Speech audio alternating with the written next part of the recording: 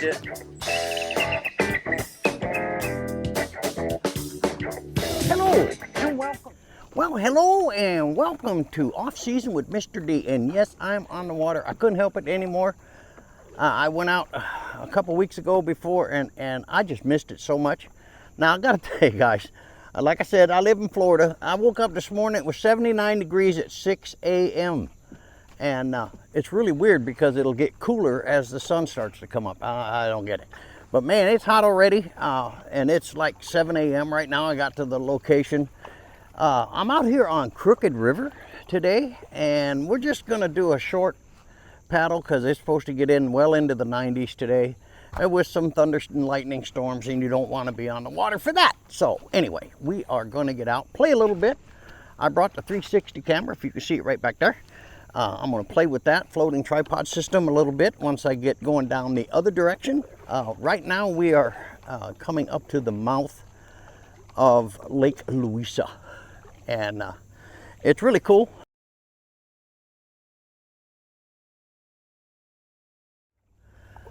This particular river isn't that long, but it will hook you up to a whole bunch of chain of lakes. And this is where I start as I launch and paddle up here to the mouth of Lake Louisa.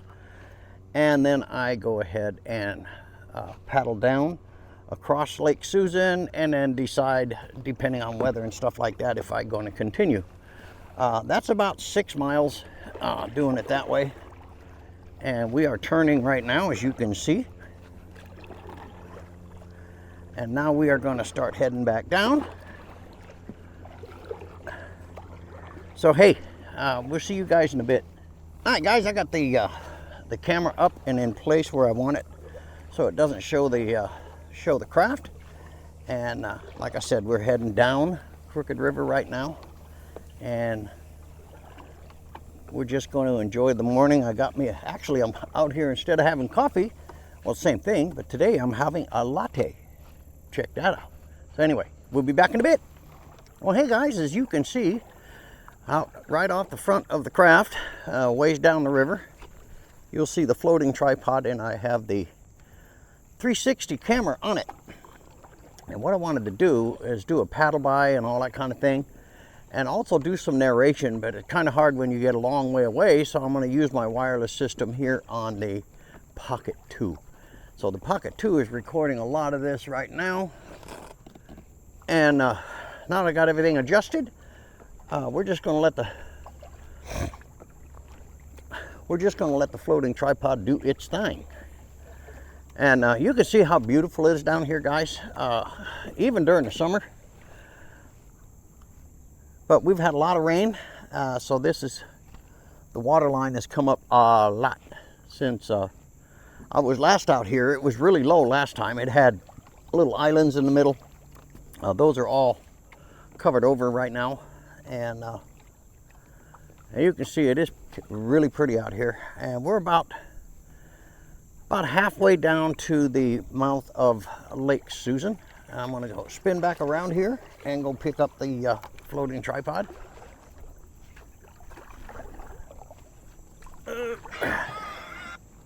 The hell was that? There's nothing cozier than comfort food made at home. What? And there's a healthy way to please your stomach. With a few simple tweaks, you can enjoy heart-healthy spins on your favorite dishes. Try Thai braised Brussels sprouts or Sorry about that, guys. Radio went kind of nuts on me. Okay, let's try this again. Okay, I think it's got us picked up. We are 4:10 into this, so I'm going to stop it. And the reason you do that, guys, on these 360 cameras, the rendering time is really long. Now, I let this thing go way too long.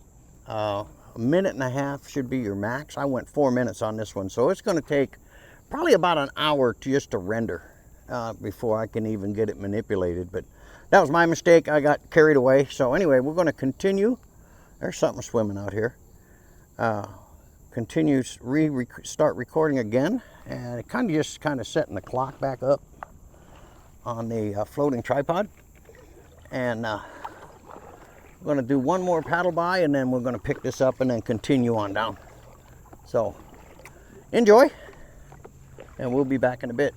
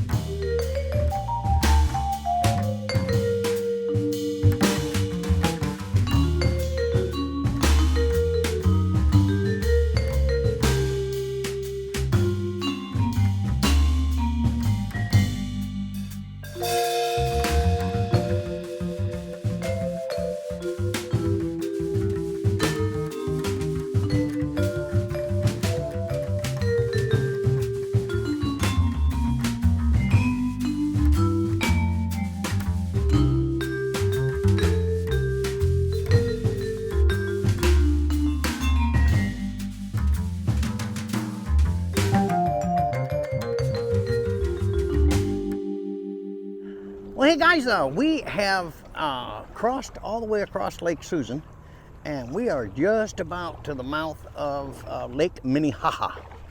And it's been a wonderful paddle. I'll tell you what, it's been absolutely beautiful. A slight breeze did kick up a little bit on Susan. It's blowing right now just a little bit, and that just keeps me cool because my body now is insulated with perspiration, so it acts like an air conditioner. It's kind of like them people in the desert do. They wear all them big long clothes and stuff like that. So it's a natural air conditioner, I guess, or something like that. I don't know how it works, but anyway, it's been a good paddle so far. Well, there's no such thing as a bad paddle. But this is, man, I needed to get out. Hibernation during the summer, because, I mean, you got to trust me, guys. If you've never been in Florida, I spent a year in Vietnam back in 1970 when things were not fun, and I remember walking off that airplane, and it was like I walked into a blast furnace. I mean, it was the most horrible feeling I've ever had, and at the young years of 19 years old, I thought I walked into hell. But anyway, and in all reality I did. But Florida weather is very similar to that. It's very tropical, extremely humid, and that's the problem. I mean, the temperature right now is probably 80, 85, something like that, and it is, what is it, 8:45 in the morning right now, and it's supposed to be in the 90s. However, the humidity is going to be between 85 and 93 is what they said. So that puts the heat index way up there. But it's just the wetness, and that's what makes it so tough. I walked out this morning, and I mean, I got up at 6 a.m. The sun wasn't even up. It was 79 degrees. I opened up my door, and it was like walking into a smudge pot. It was just bleh, and it was just like that. It was just, ooh, man. But fortunately, the wind has picked up just a bit, a smidge, and it's making this paddle actually longer than I had planned to go out, because I didn't plan to go out that long. But anyway, we're coming up to Lake Minnehaha right now, and this is a huge lake. Now, I normally don't paddle this particular lake. I've paddled it before, but this is normally my turnaround spot, and especially when it's summertime. It just, get out there, it would just take way too long to get back, and you cook out here. And if you don't use sunscreen and that bug spray stuff, you're gonna have a horrible day. So anyway, hey, let me spin this thing around so you can see what I'm doing. All right, here's the mouth of Lake Minnehaha right now. And I'm gonna go to the mouth like I always do. And you're gonna see the water change. This place gets ridiculously choppy. In fact, I'm I'm whipping and dipping right now. You can see it, and I don't see a boat. And it's like I'm riding wakes, so I don't know what's going on. But Minnehaha gets really, really choppy. That's why I don't paddle it. We have gone down the sides of it before, but not that far, probably about 1 or 2 miles in. And because you'll ride some pretty nasty swells once the winds pick up. And I don't know how deep Minnehaha is. I don't think it's that deep. And I may be wrong. But I know with Lake Kissimmee, it's also a huge lake. I mean, huge, huge, huge. And I was told, because it was so shallow, that the wake can get up as 2 and 3 feet. And I found that out, unfortunately, when I was caught in big winds out there on Lake Kissimmee. And I had to ride those wakes sideways, and it was crazy. I'll tell you what, I got a little nervous out there. I normally don't get scared on the water, but that one scared me. So anyway, we're going up to Lake Minnehaha right now. I'm gonna give you guys a quick look at that, and then we're gonna turn around and see where we're gonna go from there. You can see these things. Look at this. And I mean, there's no boats on the water. And this is what happens out here. This place gets really, really crazy. It gets choppy and it gets ugly. But it's like kind of almost going to an ocean. Because there's not a boat on the water. But I'm riding caps now, and as you can see them, this is why I don't paddle Minnehaha, because it will slap you around. I mean, you can paddle it. I just don't enjoy fighting wake. So anyway, we're going to turn around now and see how much I'm going to get bounced around.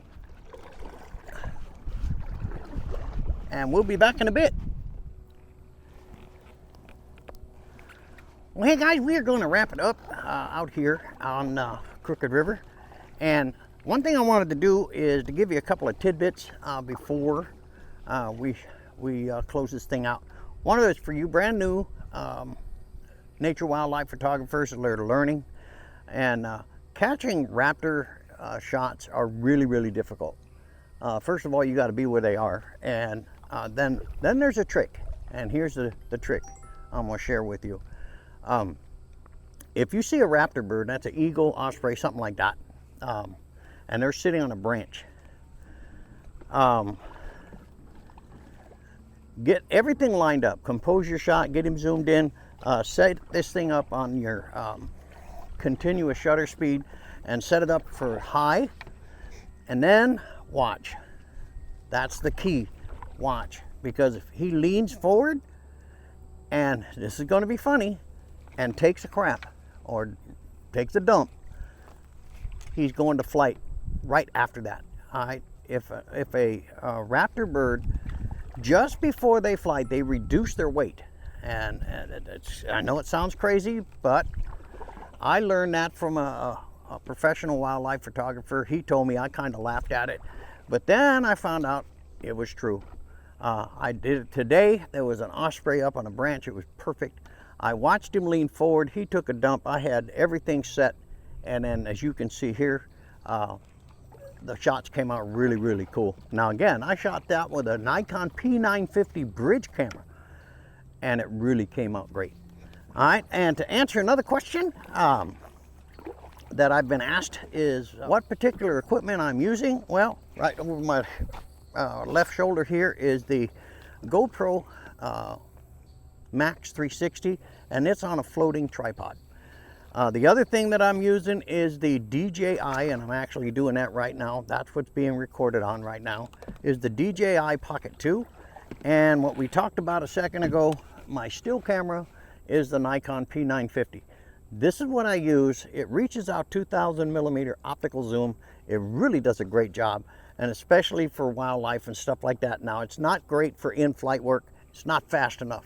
So if you use that little trick that I talked about a minute ago, you get it set up, and then just before they get ready to go, they will relieve themselves. Have that thing set, and then hold that shutter down, because you're going to get a couple of good shots out of that. All right. So anyway, I hope you enjoyed this episode of Off Season with Mr. D. I had to get out, man. It was just too hot. but I had to get on the water. One of the things I did use is my Mission or an Arctic cap.